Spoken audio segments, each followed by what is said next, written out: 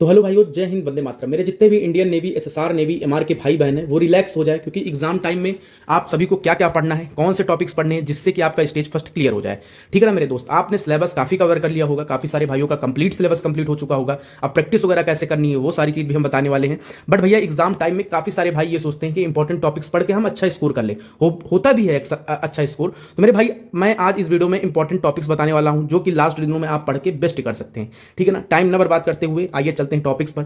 लेकिन चैनल पे नए हैं तो चैनल जरूर सब्सक्राइब कर लेना, और मेरे भाई एक लाइक और एक प्यारा सा कमेंट जरूर करिएगा, जिससे कि हमको मोटिवेशन मिलता है। और मेरे भाई स्पेशली ये इंडियन नेवी का चैनल है, तो आप सभी के साथ हमेशा रियल अपडेट, और मेरे भाई कभी आप लोगों के साथ गलत अपडेट नहीं आएगी। ठीक है ना, ये वादा करता हूं। आइए चलते हैं सीधा टॉपिक्स पर।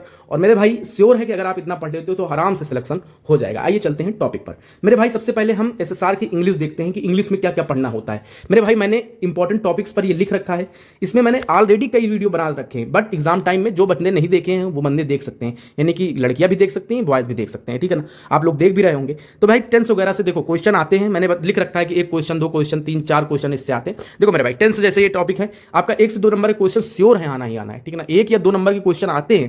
ठीक है ना, नरेशन से हो गए, जैसे एंटोनिम सिनोनिम्स आप पढ़ लिए, और इधर आप एक्टिव पैसिव और डायरेक्ट इनडायरेक्ट पढ़ लिए। भाई 4-4-8 नंबर का आराम से यहां पर ही हो गया, अगर आपने 4 टॉपिक पढ़ लिए। देखो सिलेबस काफी एक रिवीजन होता है, एक प्रैक्टिस होता है, और उसके साथ ही साथ एक ये होता है कि हमारे सिलेबस कितना ज़्यादा कंप्लीट हो चुका है। देखो सिलेबस के पीछे हम 10th का पेपर थोड़ी दे रहे हैं, 12th का पेपर थोड़ी, हम कंपटीशन का पेपर दे रहे हैं। तो हमें स्मार्ट वर्क करना चाहिए, तो मतलब इंपॉर्टेंट टॉपिक्स पढ़ना चाहिए। तो इंपॉर्टेंट टॉपिक्स आप सभी लोग इसका स्क्रीनशॉट ले लो। इन टॉपिक्स को आपको कवर करना है लास्ट दिनों में। ठीक है ना, जितने भी दिन आप बचे हुए हैं। ठीक है ना, आइए चलते हैं जीके की बात करते हैं, रीजनिंग की बात करते हैं।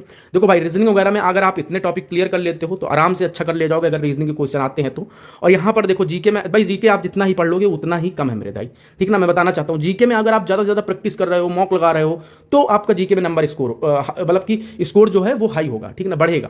ठीक ना, अब भाई इंक्रीज होगा। ठीक, अब सोचोगे आपकी मैं पढ़ डालूं, इतने दिन बचे हुए 10 दिनों में पूरी जीके कंप्लीट कर ले जाऊंगा, तो भाई वो इम्पॉसिबल है। आप बस प्रैक्टिस करते रहो, जितना ज़्यादा प्रैक्टिस करोगे। अगर आपने, मैं आप सभी को एक चीज़ बताना चाहता हूं कि भाई जितना ज़्यादा प्रैक्टिस करोगे उतना ज़्यादा क्वेश्चन जीके में तैयार होते हैं। ठीक है ना, जीके का आप सभी लोग देख लीजिए, इतने टॉपिक से क्वेश्चन आते हैं। वहीं पर मैथ्स का अलग एक भूमिका होती है। काफ़ी सारे बॉयज़ की मैथ्स मतलब कि बढ़िया अच्छी खासी होती है, गर्ल्स की वीक होती है, किसी का स्ट्रांग होता है। तो मतलब अलग अलग तरह से अलग अलग वो है। तो अगर आप मैथ्स में इतना क्लियर कर लेते हैं तो मैथ्स में भी अच्छा आप कर लोगे। देखो मेरे भाई अगर आप प्रैक्टिस करना चाहते हैं और मार्केट में बेस्ट प्रैक्टिस सेट के बारे में खोज रहे हैं, तो मैं बेस्ट प्रैक्टिस सेट लास्ट दिनों में बताना चाहूंगा कि अंकित ऐप पर बेस्ट प्रैक्टिस सेट आ चुके हैं, जिसका प्राइस 349 है। अगर आप सत्यम कूपन कोड यूज करते हैं तो 50% का डिस्काउंट मिलेगा। ये प्रैक्टिस सेट हिंदी इंग्लिश दोनों लैंग्वेज में मिलने वाले हैं।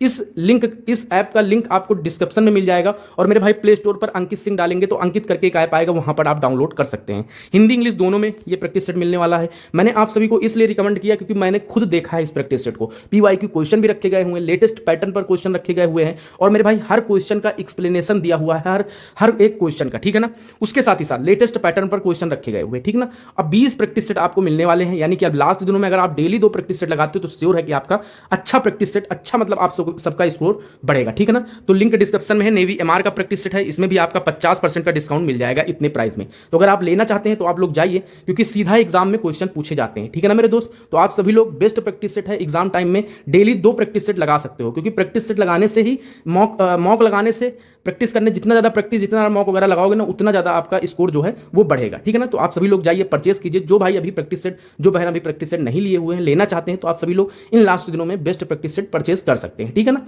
मैं इसलिए रिकमेंड कर रहा हूँ क्योंकि मैंने खुद देख रखा है। ठीक, आइए चलते हैं अब एमआर के सिलेबस पर। मैथ का मैंने बता दिया है, फिजिक्स का बताते हैं नेवी एसएसआर की। तो अगर आप फिजिक्स में इतने टॉपिक्स क्लियर कर लेते हो, जैसे ऑप्टिक्स हो गया, सर्कुलर मोशन हो गया, लॉ ऑफ मोशन हो गया, वर्क एनर्जी पावर हो गया, ग्रेविटेशन हो गया, इलेक्ट्रिक करंट हो गया, और इलेक्ट्रोस्टैटिक्स हो गया, थर्मोडायनेमिक हो गया, अगर इतने टॉपिक्स आप क्लियर कर लेते हो फिजिक्स में, तो ये फिजिक्स भी आपकी एकदम आराम से क्लियर हो जाएगी। नेवी एमआर की बात करते हैं, तो नेवी एमआर में देखो सिलेबस बहुत ज़्यादा बड़ा है। अगर आप इतने टॉपिक क्लियर कर देते हो, एमआर में मैं बताता हूँ ये वाला।